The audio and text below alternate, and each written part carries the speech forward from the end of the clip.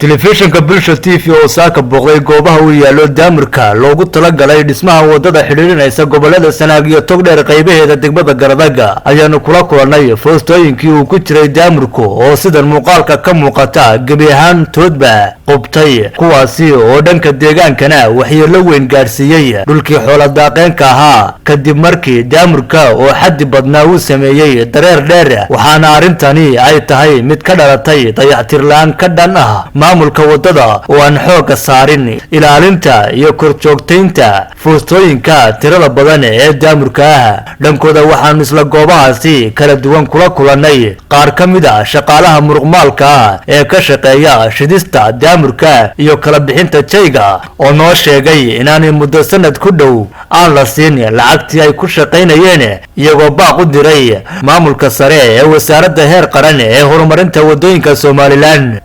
daga jooga karasharka waxayagii waxa la yiri ma hayno horta wax lacag la yiraahdaa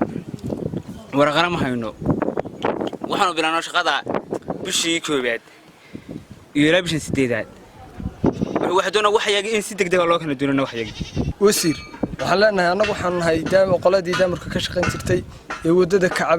wadada ka shaqayn jirtay maxaa hayto qoladii daamirka qaadi jirtay baan shaqaale heesiya marka waxaan doonaynaa waan halkan isugu nimi waxaan nahay rag dhalinyaro oo isku xoogsataa wadan yaro maxay tahay oo xoogoodu kula baxay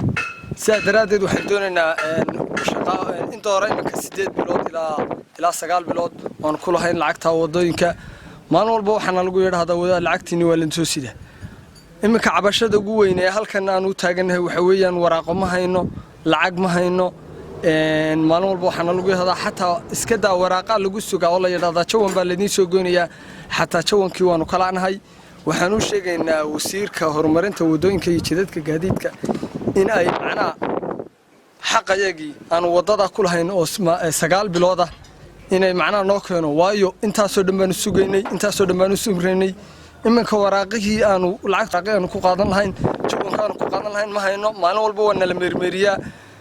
cabashaanu ku dhimanaa waxaan leenahay wasiir naga soo gaadha Allahu barakaatu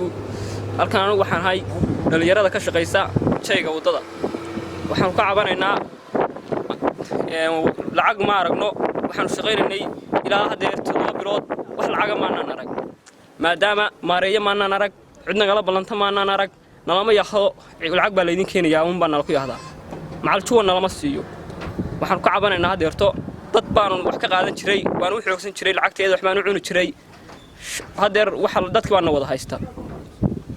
nalama cidna kala balantana ma aanan arag maareeyo ma aanan arag waxaan u sheegnaa markaa wasiirka wasaaradda horumarinta wadooyinka iyo madaxweynaha in lacagteedii waxayagii la keeno xaqayagiina la keeno anagu waxnahay dadkan halkan ka shaqeeya ee wadada kuuriga ah lacag waraaqayagii ma aanan arag lacagna noo keenin waraaqina walaanahay marka Maxamed Gumburi Bulsho TV